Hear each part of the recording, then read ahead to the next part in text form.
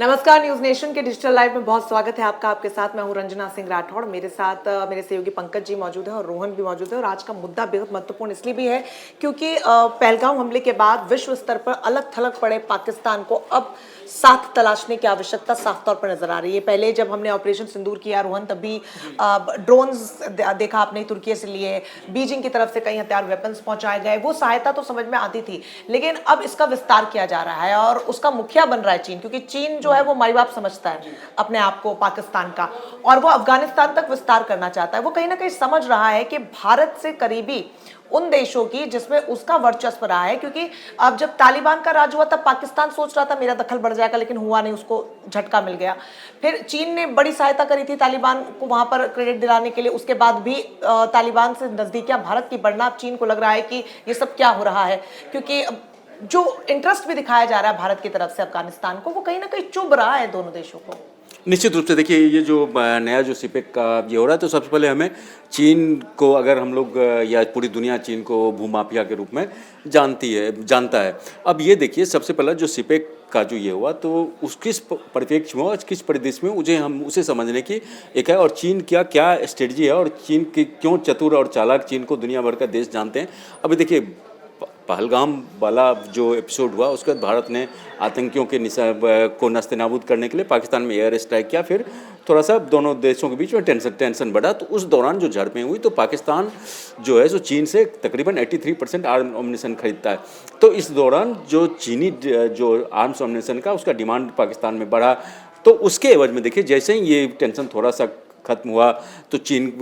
तुरंत यहाँ जो उसके इसाक डार हैं, वहाँ के जो विदेश मंत्री और उप प्रधानमंत्री, वो चीन जाते हैं, और देखिए चीन ने तुरंत उसका जो मुआवजा असूलना शुरू कर दिया। अब चीन देखिए, जो उसमें जो आर्म्स अम्यूनिशन दिया था, ये दिया था, तो अब उसका जो एक तो ऊंचे दाम पे उसको बेचा, और अब जो है सो उसको जो उस एवज में अब उससे ज़मीन हथियाने का वो कोशिश कर रहा। अब देखिए जो, और दूसरी तरफ जो आपने बताया, जो इसी के जरिए चीन जो है सो अफगानिस्तान को साधना चाहता है। चीन चाहता है जो इस सीपेक का जो अफगानिस्तान तक अगर ये कॉरिडोर हो जाता है, तो उससे चीन का दक्षिण एशिया में जो है उसकी एंट्री आसान हो जाएगी। और दूसरा सबसे महत्वपूर्ण है, जो अफगानिस्तान में लिथियम और अन्य जो दुर्लभ खनिज पदार्थ हैं वो काफ़ी हैं, तो चीन वहाँ तक पहुँचना चाहता है। अभी तक क्या था, जो चीन को इसमें दिक्कत हो रही थी, हालांकि अभी भी ये चीन के लिए और इसके लिए इतना आसान ये है नहीं, इसलिए ये इतना आसान नहीं है क्योंकि आप देखते हैं जो सीपेक जो है वो बलूच होके और पीओके होके पाक अधिकृत कश्मीर होके वो गुजर रहा है, और उसके बाद जब अफ़गानिस्तान बॉर्डर पे जाता है, तो वहाँ पे जो अफ़गान के जो तालिबान के जो लोग हैं वो उसका विरोध करते हैं। और उस पूरे कॉरिडोर को अगर आप देखेंगे, अगर मैप वाइज देखेंगे, तो वहाँ वो काफ़ी डिस्टर्ब एरिया है जहाँ की काफ़ी विद्रोह होता है, तो वह चीन के लिए कितना मुफीद होगा। और देखिए, सीपेक जो कॉरिडोर है, पिछले 10-12 साल से हम लोग सुन रहे हैं, लेकिन उस कॉरिडोर कहाँ अधर में अटका हुआ है, तो इसको बड़ा ये है कहना उसको मुश्किल। लेकिन सबसे बड़ी बात, चीन जो है सो भारत को घेरने का कोई मौका नहीं छोड़ना चाहता है, तो इसके जरिए वो एक तरह से चीन जो है सो भारत को एक मैसेज देने की कोशिश वो कर रहा है। सबसे बड़ी बात जो है सो ये भारत के लिए जो सीपेक जो है सो देखिए, चीन भारत के लिए क्या मुश्किलें पहले खड़ी कर चुका है। चीन पहले ही जो ज़मीन जो कुछ मदद करके, आर्थिक मदद करके कैसे लोगों का ज़मीन हथियार चुका है, तो अगर भारत के आसपास ही आप देखेंगे, तो उसमें आप देखिए जो सबसे पहले चीन जो श्रीलंका का हवन टोटा, उसका अफगानिस्तान पाकिस्तान का ग्वादर, बांग्लादेश का चिटगों जैसे बंदरगाह को पहले ही वो उससे ले चुका है। तो अगर वहाँ पे ले चुका है, मतलब अपना प्रभाव वो बढ़ा चुका। तो देखिए, भारत को घेरने का वो कोई मौका नहीं छोड़ना चाहता, और इस कॉरिडोर के बन जाने के बाद भारत की थोड़ी सी मुश्किलें बढ़ जाती हैं। हालांकि भारत इसके काउंटर करने के लिए, आप अगर देखिए, तो ईरान में जो है सो आपको चारबाग बंदरगाह है, और इंस्टेक जो है international north south transport corridor जो है, उसके जरिए भारत भी अपना उस इलाके में प्रभुत्व को बढ़ा रहा है। लेकिन चीन का जो असली मकसद है, जो चीन का जो आर्थिक रूप से, आप वो पहले किसी भी देश को अपने पास नज़दीक लाता है, उसको आर्थिक मदद करता है, हमदर्दी दिखाता है, और फिर उसको लूटता है, तो वही जो मोडस ऑपरेंडेंसी है सो वही है, और उसी मॉड्यूल पे चीन काम कर रहा है। और उसी में पाकिस्तान को तो सब हरा हरा भी दिख रहा है, क्योंकि पाकिस्तान की जो आर्थिक स्थिति बहुत ख़राब है, उसको अभी पैसे चाहिए। वहाँ की अगर हम जीडीपी की बात करें तो वहाँ का जीडीपी जो है सो जो अनुमान लगाया गया था 3.6 का अनुमान लगाया गया था, और अभी जो उसका जीडीपी का जो रिसेंट जो आया है डिफरेंट रेटिंग एजेंसी के तरफ से वो 2.68 आया है। तो मतलब आप देख सकते हैं जो पाकिस्तान की क्या स्थिति है, आवाम में विद्रोह होने की स्थिति है, आर्थिक संकट है, बेरोजगारी है और भूखमरी है, ऊपर से भारत के तरफ से। बिल्कुल पंकज जी, और इसी का फायदा अन्य देश उठाते हैं और खासतौर पर चीन, और चीन की तो पॉलिसी यही है कि फूट डालो रोहन राज करो, और वही ये करता हुआ नजर आ रहा है। चीन को कहीं ना कहीं चीन ने भाप लिया अफगानिस्तान का जो रवैया। अफगानिस्तान ने हाल ही में चाबार पोर्ट में दिलचस्पी जताई, जैसे ईरान के साथ मिलकर भारत ने बनवाया था। तो कहीं ना कहीं चीन ने समझ रहा है कि भारत की तरफ से भी रुख नरम है और यहाँ से भी दिलचस्पी अगर ऐसी तमाम चीजों में देखने को मिल रही है, यानी कि आने वाले समय में ये दिलचस्पियां दोस्ती में और मजबूत दोस्ती में ना तब्दील हो जाए, क्योंकि भारत ने पिछले कई सालों पर विश्व स्तर पर अपनी छाप छोड़ी है। एक इन्फ्लुएंस भारत का दिखता है, बड़े मंचों पर भारत को शामिल किया जाता है। प्रधानमंत्री नरेंद्र मोदी का जो इस तरीके से कद भी बढ़ा है और तमाम बड़े नेताओं के साथ, और वैश्विक मंचों पर भारत की जो धाक है वो अन्य देश देख रहे हैं, और कहीं ना कहीं चीन इससे आप माने ना माने खौफजदा है वो पूरी तरीके से। देखिए रंजना, तालिबान की जब शासन यहाँ अफगानिस्तान में स्थापित हुई तो उसको मान्यता देने वालों में से सबसे आगे चीन ही था, लेकिन धीरे धीरे तालिबान या अफगानिस्तान जो भी शासन है वहाँ की, उसके साथ भारत के रिश्ते जो प्रगाढ़ होते गए तो चीन को इससे परेशानी होती रही। अब ऑपरेशन सिंदूर के जरिए जो भारत ने पाकिस्तान की कमर तोड़ी है, तो चीन को ऐसा महसूस हुआ कि साउथ एशिया में उसकी कहीं ना कहीं वो जो पावर्स है, कहीं ना कहीं वो जो हमेशा अपनी धाक जमाते आता है, वो कहीं ना कहीं कम होते उसे दिख रही है। और यही वजह है कि फिर से एक प्रयास किया गया है जिनपिंग द्वारा, ड्रैगन द्वारा, बीजिंग में पाकिस्तान के विदेश मंत्री और अफगानिस्तान के विदेश मंत्री को बुलाकर एक मीटिंग की गई, और जिस तरह से सीपेक को लेकर जो विस्तार करने की जो योजना बन रही है वो चीन बनाने जा रहा है और कह रहा है कि फिर से हम कहीं ना कहीं भारत को झटका देने की कोशिश है। लेकिन रंजना, एक बहुत अहम सवाल ये उठता है कि आखिर सीपेक से क्या फायदा हुआ है पाकिस्तान को। 2015 में जिनपिंग गए थे पाकिस्तान और सीपेक को लेकर उन्होंने ये साइन किया था, डील साइन किया था कि पाकिस्तान के साथ ये समझौता किया था। लेकिन पिछले 10 सालों में पाकिस्तान जो सपना देखता आया दुबई बनने का, वो तो पूरा होते दिख नहीं रहा है। यही नहीं, सीपेक आप ग्वादर पोर्ट को देख लीजिए, बलूचिस्तान में जो ग्वादर पोर्ट है उसे आप मतलब 24 घंटे में से 12 घंटे तो ग्वादर पोर्ट अंधेरे के साए में ही डूबा रहता है। तो क्या फायदा हो रहा है। दूसरी चीज ये भी है कि हाल ही में हमने जिस तरह से देखा, आप देख लें सीपेक क्यों कहीं ना कहीं विकास जो होने वाला है सीपेक कॉरिडोर के जरिए वो कहीं अंधेरे में क्यों पड़ता दिख रहा है। एक रीजन ये भी है कि बलूचिस्तान में आप देख लें, बलूच आर्मी ने जिस तरह से आपने खबरें भी सुनी होगी कि चीनी नागरिकों पर, वहां काम करने वाले चीनी नागरिकों और ऑफिशियल्स पर जिस तरह से हमला किया, और चीन ने बार बार अपने आप को साइड करने की इससे कोशिश की। तो इस वजह से भी कहीं ना कहीं सीपेक कॉरिडोर मुझे लगता है सीपेक कॉरिडोर में जो सबसे जो दिक्कत यह है, सीपेक कॉरिडोर में जो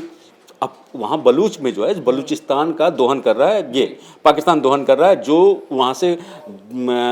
ये है मिनरल्स है और रॉ मटेरियल्स जो वहाँ से लेता है, तो उसके एवज में उसका उस तरह से विकास नहीं हो रहा, सिर्फ उसको एक्सप्लॉइट कर रहा है वो। अब वहाँ जो बलूच के लोग हैं उनको ये लग रहा है जो चीन के जो लोग आ गए हैं तो अब वो उनका एक्सप्लॉइटेशन कर रहे हैं, और आप देखिएगा इसी कारण वो असंतोष जो है सो ना सिर्फ चीन के मतलब पाकिस्तान के खिलाफ है, चीन के भी खिलाफ है। और इसी कारण देखिए जो वहाँ जो कुछ दो चार घटनाएं इस तरह का हो, जो चीनी जो सैनिकों और चीनी भी वहाँ जो काम करने वाले थे उनको जो निशाना बनाया, तो उसके बाद अब उस पूरे एरिया में चीन का शासन चलता है, ना कि पाकिस्तान का शासन चलता है। और कहा यहाँ तक जाता है, जो खबरें आती है, ये वहाँ पे पाकिस्तान का रुपया भी नहीं चलता है, वहाँ चीन का जो रूबल वहाँ पे वो चलता है। तो इस तरह का आप उस पूरे एरिया को आप देखेंगे तो पूरे एरिया को चीन ने अपना हथिया लिया, अपने कब्जे में ले लिया। और जब चीन का ये जब अफगानिस्तान को चलो सब कुछ हरा हरा लग रहा है, अफगानिस्तान के विदेश मंत्री वहाँ गए और ये त्रिपक्षीय समझौता हुआ, लेकिन जब ये खबर अफगानिस्तान तक आएगा, चूंकि अफगानिस्तान महसूस कर चुका जब तालिबान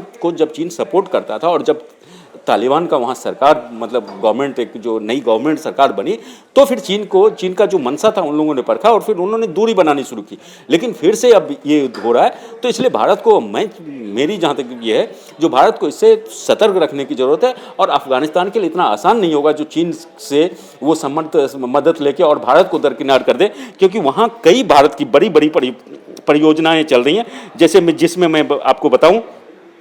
जो वहाँ जंजर दिलाराम सड़क परियोजना है, संसद भवन है, वहाँ के कई अस्पताल हैं जो भारत ना सिर्फ बनवाया है, जबकि भारत वहाँ इलाज और सबका स्पॉन्सर कर रहा है, सब कुछ कर रहा है। तो भारत का और अफगानिस्तान के बीच में अब तालिबान वाला शुरुआत वाला जो शासन था, तो उस समय में भारत और उसके इसमें कटुता आया था। लेकिन उसके बाद आप ऐतिहासिक रूप से भी देखिए और वर्तमान परिप्रेक्ष्य में भी देखिए तो अफगानिस्तान और भारत के संबंध काफ़ी हैं। तो इसमें यह है, लेकिन चीन चतुर है, चालाक है, धूर्त है, और जब दो धूर्त एक साथ अगर मिल जाएं, दो दोस्त इस तरह से नापाक दोस्त मिल जाएं तो क्या करें, कहना बड़ा मुश्किल होता है। तो भारत को इस पूरे गतिविधि पे ध्यान रखने की जरूरत है। बिल्कुल, और ये इम्पोर्टेंट इसलिए भी है क्योंकि पाकिस्तान के पास अब खोने के लिए कुछ नहीं है। जैसा कि आप भी जिक्र कर रहे हैं कि पाकिस्तान और चीन अब धूर्त है, मुझे लगता है कि चीन इसमें ज़्यादा पलड़ा भारी है और पाकिस्तान को इस वक्त तो वही है कि डूबते को तिनके का सहारा। आज अगर भारत भी उसको सहारा देगा, मुझे लगता है वो गिड़गिड़ा के कटोरा लेके वो हमारे देश में भी आ जाएगा। वो एक ऐसा देश है जिसका कोई सेल्फ रिस्पेक्ट नहीं है, जिसका कोई आत्मसम्मान नहीं है। वो कहीं भी पहुंच जाता है जहां उसको भीख मिल जाती है, जहां उसको सहारा मिल जाता है, क्योंकि उसका अपना कोई स्टैंड नहीं है, उसका अपना कोई वजूद नहीं है। हमारे भाषा में एक रीजनल ये है, जो डगरे का बैगन जो बोलते हैं, तो शायद ये होगा। तो डगरे का बैगन है, उसमें रखिए तो गोल गोल घूमता रहेगा इधर। थाली का बैंगन जो होता है और या फिर बिन पैंदे का लौटा, आप कुछ भी कह दीजिए। एक ऐसा देश इस वक्त जो अंदर से खुद ही खोखला है, उसके खुद आतंक के आकाओं ने ऐसा दीमक उस देश को लगाया है कि वो खोखले पर खोखला होता चला जा रहा है और मजबूरी अब उसकी बन गई है कि इन तमाम देशों का साथ लेने के लिए। और ऐसे में चीन जैसे जो अन्य कुछ देश हैं वो इस चीज का फायदा उठा रहे हैं और भारत के अगेंस्ट एक तरीके का माहौल यहाँ पर बना पाए। लेकिन चीन को भी समझना होगा कि वो ऐसा कर नहीं पाएगा और वो कोशिशें लगातार करता आ रहा है, हालांकि वो तो सीज फायर के भी खिलाफ था। हाँ, नहीं, मैं उसके लिए बोल रहा हूँ, बस मैं एक सेकंड में इंटरप्ट आपको कर रहा हूँ। देखिए, चीन जो है सो वो एक तरह से बाजारवाद पे चल रहा है, और चीन भारत पर पाकिस्तान के बीच जो तनाव हुआ उसमें चीन के अभी तक चीन का आर्म्स डोमिनेशन का कभी किसी भी युद्ध में उसका दिखाया नहीं गया था या उसकी ताकत नहीं देखी गई। तो चीन को अब कम से कम चीन को ये हुआ जो चलो ये जो युद्ध हुआ भारत और पाकिस्तान के बीच जो तनाव हुआ उसमें जो आर्म्स डोमिनेशन, तो उसमें चीन के आर्म्स डोमिनेशन का पाकिस्तान ने इस्तेमाल किया। तो चीन अब ये चाहता है, जो इस तरह का दुनिया भर में माहौल बनाना चाहता है। देखो, पाकिस्तान ने जो भारत को करारा इससे जवाब दिया, भारत का मुकाबला किया, भारत के मुकाबले भारत के पास आर्म्स डोमिनेशन जैसे उसका G-15 है, G-17 है, G-19 है, जो विमान है युद्ध वाला फाइटर प्लेन, तो वो मतलब राफेल और इसके टक्कर का है। तो वो इस तरह का बनाने से, तो वो चाह रहा है जो इस तनाव के जरिए वो अपना जो रक्षा व्यापार है उसको बढ़ाना उसका मनसा है, और वो लेकिन बड़ी गलतफहमी चीन के यहाँ पर है क्योंकि सामने भारत जैसा सशक्त देश है और भारत को ये अच्छे से पता है कि किस तरीके से वैश्विक स्तर पर अपनी बात को सामने रखना है, रणनीतिक स्तर पर हो या कूटनीतिक स्तर पर हो, अपना लोहा हमेशा भारत ने मनवाया है। इसी के साथ इस डिजिटल लाइव में फिलहाल के लिए बस इतना ही। तमाम बड़ी खबरों के लिए आप हमारे साथ जुड़े रहिए। नमस्कार।